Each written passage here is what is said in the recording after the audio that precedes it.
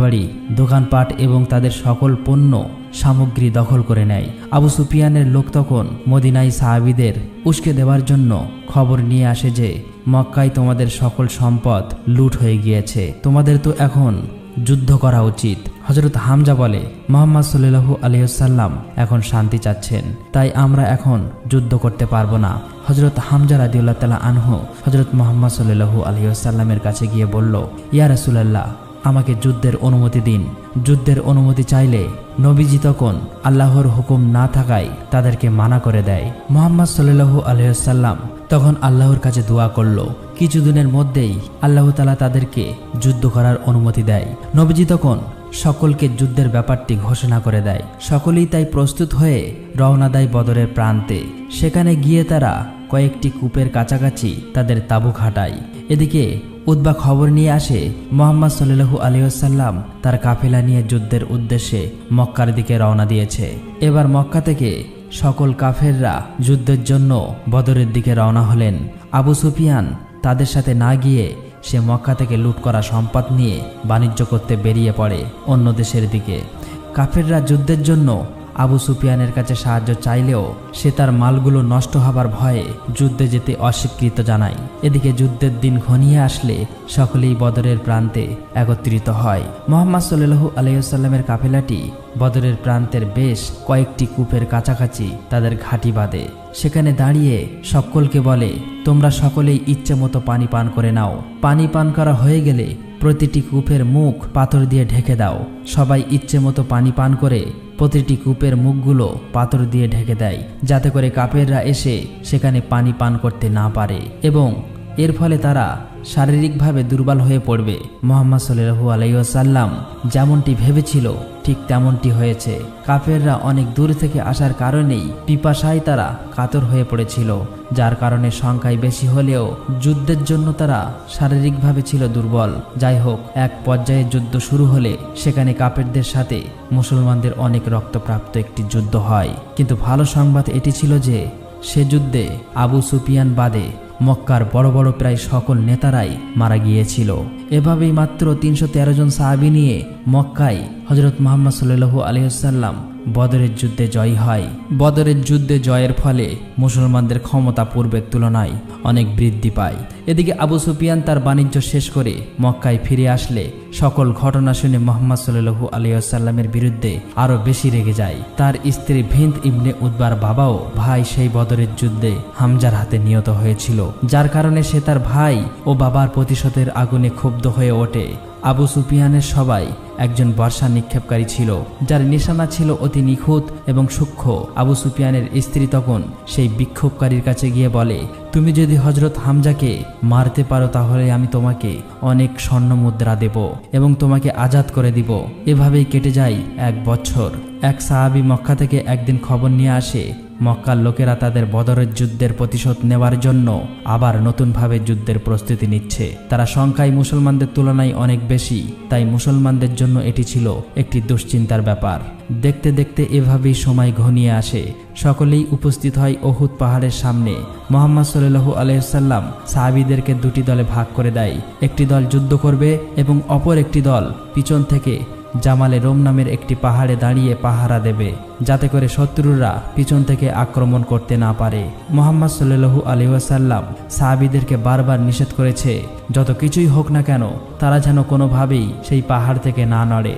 কিছুক্ষণ পর শুরু হয়ে যায় আবারও সেই রক্তক্ষয়ী যুদ্ধটি। যুদ্ধ করতে করতে আবু সুফিয়ানের স্ত্রীর সেই ঠিক করা বর্ষা নিক্ষেপকারী সুযোগ বুঝে একটি বর্ষা নিক্ষেপ করে হযরত হামজাকে মেরে ফেলে।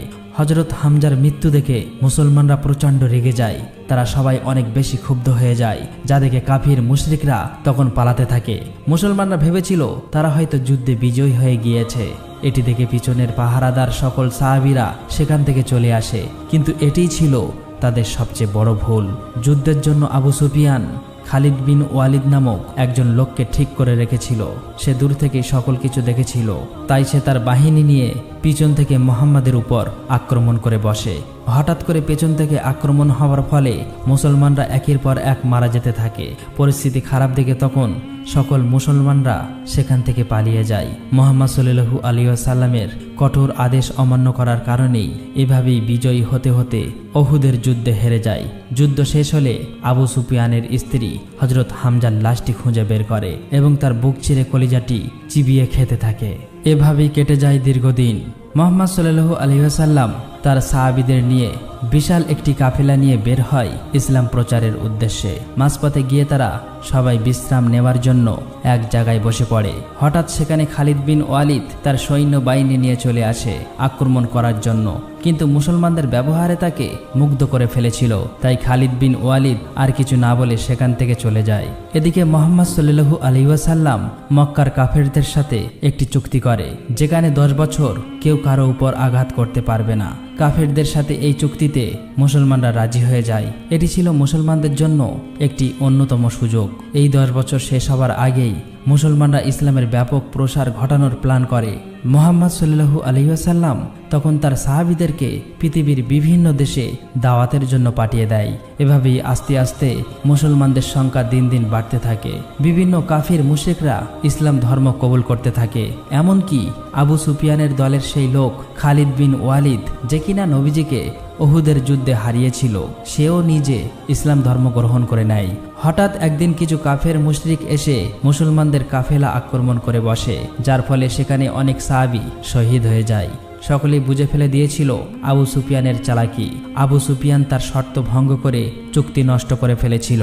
খবর পেয়ে পরের দিন আবু সুফিয়ান মদিনায় আসে, কিন্তু চুক্তি ভঙ্গ হবার কারণেই মদিনায় কেউ তার সাথে কথা বলতে চাইছিল না। সবাই থেকে ঘৃণার চোখে দেখতে থাকে। এমনকি সে হযরত মুহাম্মদ সাল্লাল্লাহু আলাইহি ওয়াসাল্লামের সাথে কথা বলতে চাইলে মুহাম্মদ সাল্লাল্লাহু আলাইহি ওয়াসাল্লাম বারবার তার দিক থেকে মুখ ফিরিয়ে নিচ্ছিল। আবু সুফিয়ান তখন নিজের মতো করে বলতে থাকে, আমি সব দিক থেকে হেরে গেলাম এমন একজনের কাছে, যে কিনা একজন মেষপালক। তখন হযরত আব্বাস রাদিয়াল্লাহু তাআলা আনহু বলে, সেই সামান্য মেষপালকের ধর্ম এখন সারা বিশ্বে ছড়িয়ে পড়েছে। ততদিন ইসলাম ধর্ম গ্রহণকারী লোক সংখ্যা ছিল 10,000-এরও বেশি। এই বহুল সংখ্যক সাহাবী নিয়ে নবীজি রওনা দেয় মদিনা থেকে মক্কার উদ্দেশ্যে। আবু সুফিয়ান তখন মক্কায় ফিরে এসে তার গোত্রের লোকদের বলতে থাকে, আর কোনো উপায় নেই, মুহাম্মদ তার কথা রেখেছে, সে সত্যিই সারা বিশ্বে সকলের মন জয় করে নিয়েছে। মক্কার কাফেররা তখন বুঝতে পারে তাদের আর কোনো করার কিছুই ছিল না। মুহাম্মদ সাল্লাল্লাহু আলাইহি ওয়াসাল্লাম এবং তার সাহাবীরা মক্কার পাশেই মরুভূমিতে রাত্রি যাপন করতে থাকে। আবু সুফিয়ান এবং তার স্ত্রী হিন্দ ইবনে উতবা রাতে লুকিয়ে লুকিয়ে তাদেরকে দেখতে যায় এবং এত বড় কাফেলা দেখে তারা খুবই অবাক হয়ে যায়। আবু সুফিয়ান বুঝতে পারে ইসলামের বিজয় সুনিশ্চিত। আবু সুফিয়ান তখন সেই কাফেলার কাছে গিয়ে মুহাম্মদ সাল্লাল্লাহু আলাইহি ওয়াসাল্লামের সাথে দেখা করে এবং তার কাছে ইসলাম ধর্ম কবুল করে নেয়। পরের দিন মুহাম্মদ সাল্লাল্লাহু আলাইহি ওয়াসাল্লাম তার বিশাল কাফেলাটি নিয়ে মক্কায় চলে আসে। মুহাম্মদ সাল্লাল্লাহু আলাইহি ওয়াসাল্লাম মক্কাকে অনেক ভালোবাসতেন। মক্কায় আসার পর সকল মুসলমানরা মিলে কাবা ঘর দখল করে নেয়। মুহাম্মদ সাল্লাল্লাহু আলাইহি ওয়াসাল্লাম তখন সকলের উদ্দেশ্যে বলতে থাকেন, তিনি তার সকল শত্রুকে ক্ষমা করে দিয়েছেন, আজ থেকে তোমরা সবাই মুক্ত। এদিকে মুহাম্মদ সাল্লাল্লাহু আলাইহি ওয়াসাল্লাম বুঝতে পারে তার জীবনের শেষ দিনগুলো ঘনিয়ে আসছে, তাই জীবনের শেষবারের মতো সে বিদায় হজের ভাষণ দিতে চেয়েছিলেন, যেখানে নবীজি বলেছেন, আমি হয়তো তোমাদের মাঝে আর বেশি দিন থাকবো না। তোমরা গরিবদের তাই খাওয়াও যা তোমরা খাও, তাদের তাই পড়তে দাও যা তোমরা নিজে পরিধান করো। মনে রেখো, তোমাদের সকলেই একদিন মহান আল্লাহ তাআলার সামনে উপস্থিত হতে হবে এবং তোমাদের সকল কৃতকর্মের হিসাব দিতে হবে। মুহাম্মদ সাল্লাল্লাহু আলাইহি সাল্লাম তার সাহাবীদের এরকম অসংখ্য মেসেজ দিয়ে গিয়েছিল। মুহাম্মদ সাল্লাল্লাহু আলাইহি ওয়াসাল্লামের শেষ কথা ছিল, আমি তোমাদের কাছে দুটি জিনিস রেখে যাচ্ছি, আল্লাহর কোরআন এবং আমার সুন্নাহ, যা তোমাদের জন্য আলো এবং নির্দেশনা স্বরূপ। এভাবেই হযরত মুহাম্মদ সাল্লাল্লাহু আলাইহি ওয়াসাল্লাম তার সারাটা জীবন শুধু কষ্ট এবং ত্যাগের বিনিময়ে আমাদেরকে ইসলাম ধর্ম দিয়ে গিয়েছেন। নিজের পুরোটা জীবন উনি শুধু তার উম্মতের কথাই ভেবে গিয়েছেন। প্রিয় নবী হযরত মুহাম্মদ সাল্লাল্লাহু আলাইহি ওয়াসাল্লাম জীবনের শেষ মুহূর্তেও তিনি তার উম্মতের কথা ভাবতে ভাবতেই মৃত্যুবরণ করেন। তাই আমরা সকলেই চেষ্টা করব আমাদের প্রিয় নবী হযরত মুহাম্মদ সাল্লাল্লাহু আলাইহি ওয়াসাল্লামের সকল সুন্নাহগুলোকে আঁকড়ে ধরার এবং কোরআনের আলো দিয়ে নিজেদের জীবনকে গড়ে তোলার। আমার বিশ্বাস মুহাম্মদ